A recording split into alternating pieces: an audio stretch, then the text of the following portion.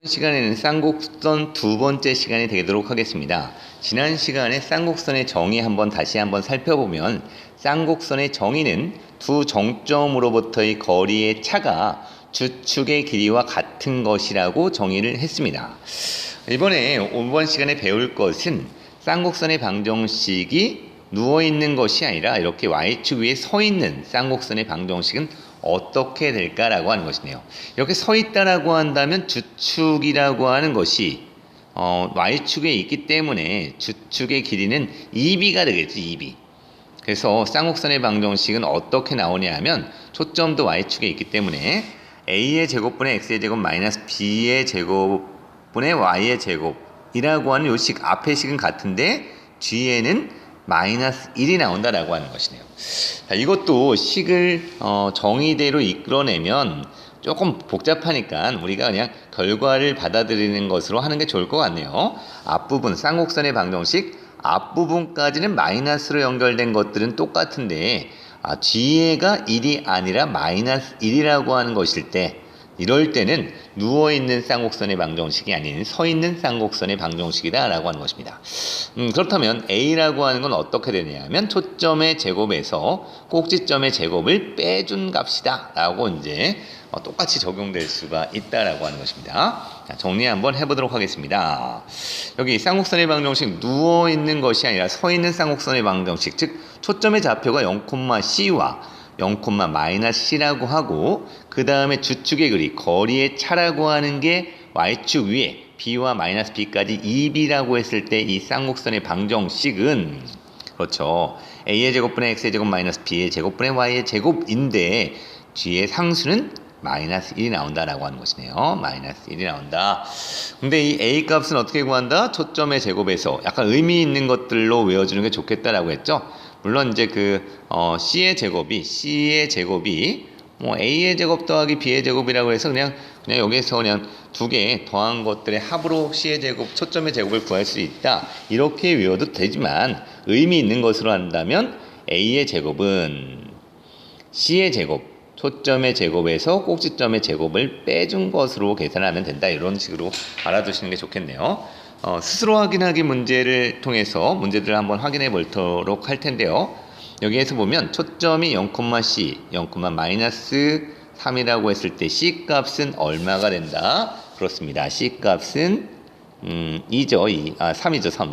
그 다음 거리의 차가 얼마가 된다? 초점이 Y축에 있기 때문에 거리의 차가 2A가 아니라 2B가 4가 된다. 즉 B의 값이라고 하는 것이 2가 된다라고 하는 것이네요. 그러므로 A라고 하는 것들의 제곱은 초점의 제곱인 3의 제곱에서 2의 제곱을 뺀 것이니까 얼마다? 5라고 하는 걸 알 수가 있다라고 하는 것이죠. 그래서 X 아래는 5가, Y 아래는 얼마가 들어가냐?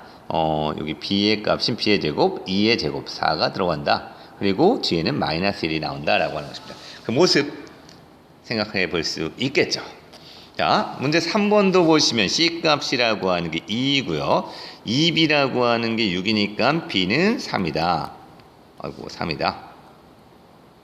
그 다음, 왜 자꾸만 이게 C는 5가 된다라고 하는 것이죠. 그러므로 A 제곱이라고 하는 것들은 25에서 3의 제곱인 9를 뺀 것, 그렇습니다. 16이 되겠죠.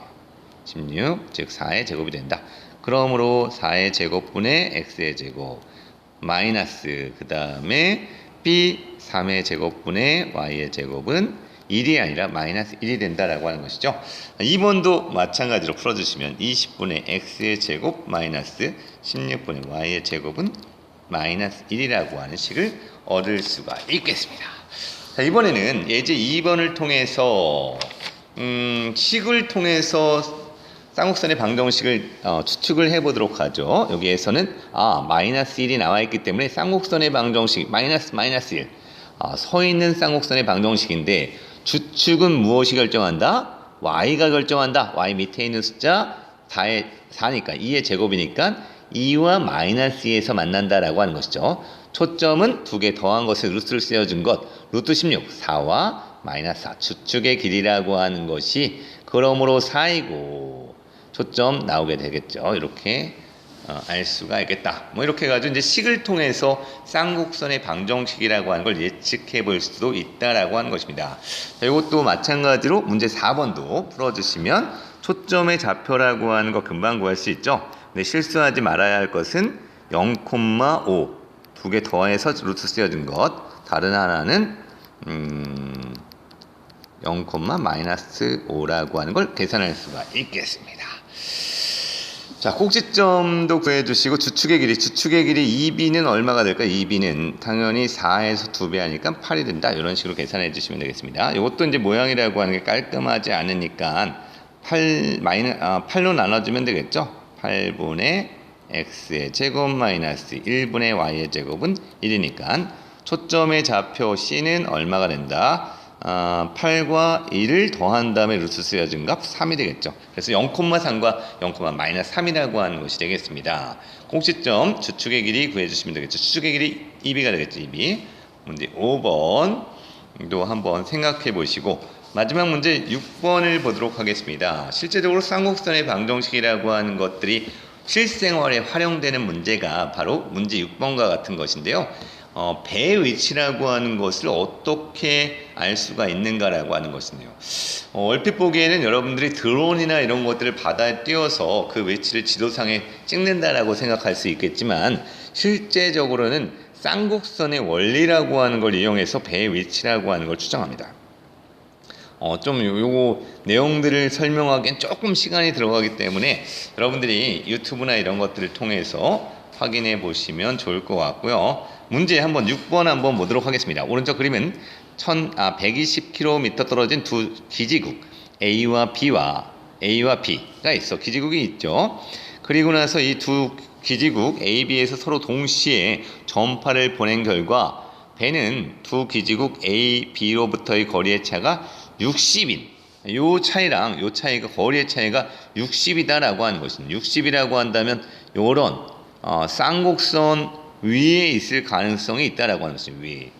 이렇게 해가지고 이제 우선 첫 번째로 거리를 파악하는 위치를 파악하는 것이 이런 거리의 차가 60km인 쌍곡선 위에 있다라고 하는 것으로 하는 것이죠. 즉 여기 주축의 길이라고 하는 것이 60이니까 여기가 30. 여기는 마이너스 30이라고 하는 쌍곡선의 좌표를 잡을 수가 있습니다. 그리고 나서 어떤 원이라고 하는 걸 그려가지고 이제 배의 위치라고 하는 걸 정확히 구할 수가 있겠죠. 답을 한번 확인해 보면 이것은 900x의 제곱 마이너스 270분의 y의 제곱은 1이 되겠습니다. 오늘 수업 종이 쳐가지고 여기까지만 하도록 하겠습니다.